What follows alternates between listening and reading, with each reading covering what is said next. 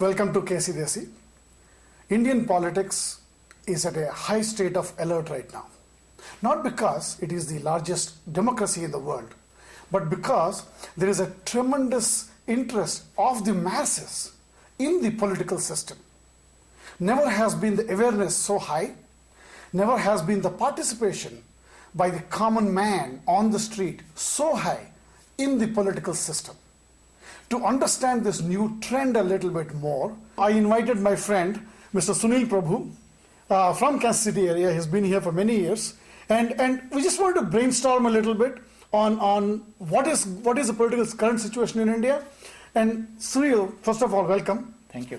How many years have you been in Kansas City? I've been here for nearly 11 years now. 11 years. Yeah. That's quite a number of years now. So what do you say about the political situation? You know, why is it that people are talking more about politics? Why are they more aware of politics now? I think there is a principle which is there is an adversity in a community brings a community back together.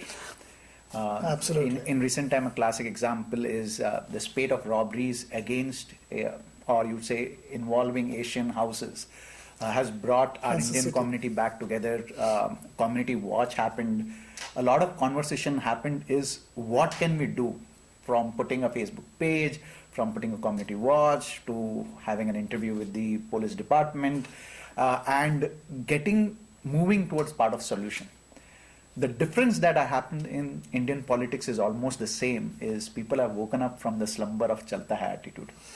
They have seen that the corruption with the current government at the national level over the last few years in every sphere, how is it impacting? The lack of action, the lack of policies not being passed, industrial growth not happening, business houses not seeing a favorable environment. Everywhere, I think people have started woken up as if we continue this way, it is going to stimify the growth potential. And that's what has changed, and everyone is voicing their concerns and how things should be. I think that's a change which I feel. That is a change that you think has happened. I mean, you did mention the word corruption, and corruption, obviously, you know, I think it has been shown in movies. It's as you said, you use the word Chalta Hai.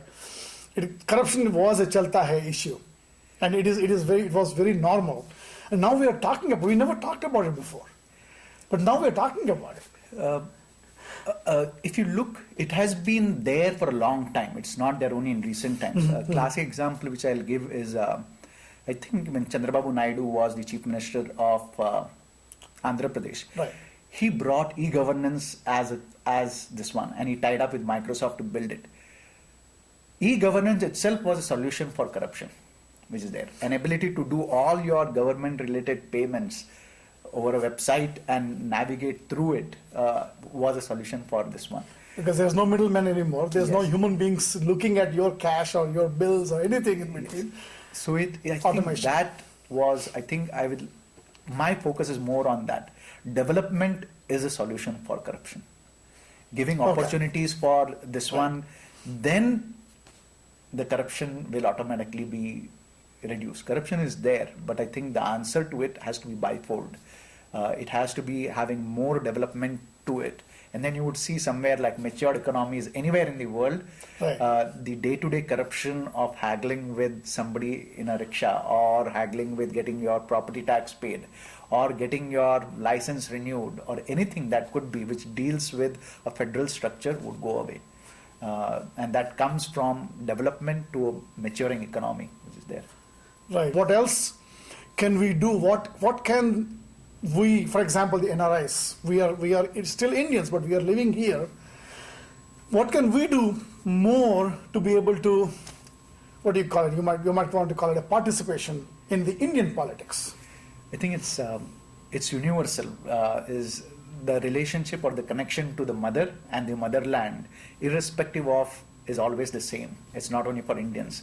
A lot of immigrants who have come, lived in this country, after they get their American dream, they always have this at the back of mind, how I can contribute back to my motherland, or where the place from we came from.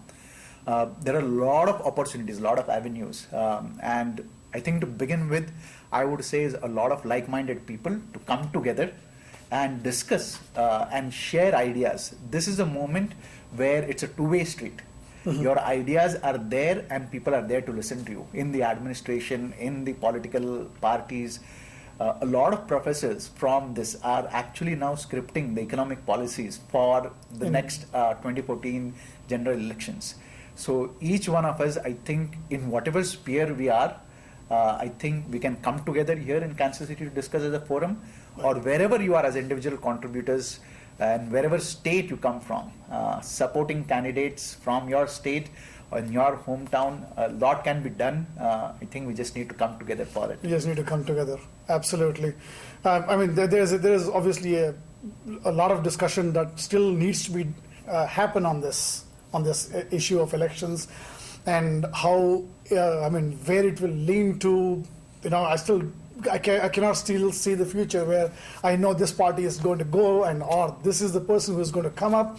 So I want to think about it, but I think I want to wait for the scenario to open up a little bit. In the meantime, I think, do you think it's probably something that the Kansas City community can do in terms of coming together and maybe open up a forum to discuss the political situation? What can be done here? The ideas are innumerable of what can be done. In Kansas City, that's what I want to think of the next steps here. On an individual basis, I think people can do whatever they can do, either funding their participation. Funding is one, yes. Sharing your voice actively on social media is one. There is a big campaign going on for NRIs to vote, allowing postal ballot. If a lot of people want to support it, that's an effort that is going on. Point raised is 1 million soldiers sitting in various posts are not able to vote, and there are 1 million Indians who are working all across this are not able to vote, and everybody wants to be part of this 2014 elections. A lot can be done, and a lot can be part of. I think we should all come together and do something which is very important. I think it's very historical, this 2014 elections, in terms of the participation, in terms of the involvement, and also in what is stake for the direction in which our country can shape up in the next decade. I think it's very pivotal. So I think it's a good thing to be part of it. So the more, the better. We actually might be seeing history being made in our generation. We have not seen this kind of awakening. So today we close with the thought that there is a lot to be done, there's a lot can be done, but there is a need to get started, and this is the beginning of that discussion. So if you would like to contribute to this discussion somehow, please contact KCDC right away. I will really strongly suggest that all of us, I would like to host a forum for supporting this kind of discussion.